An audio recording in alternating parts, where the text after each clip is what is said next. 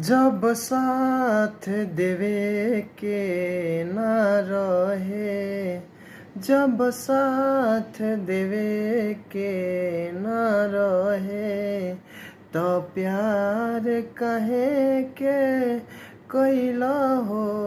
जब साथ देवे के न रहे, जब साथ देवे के न रहे, तो प्यार कहे के कैला हो।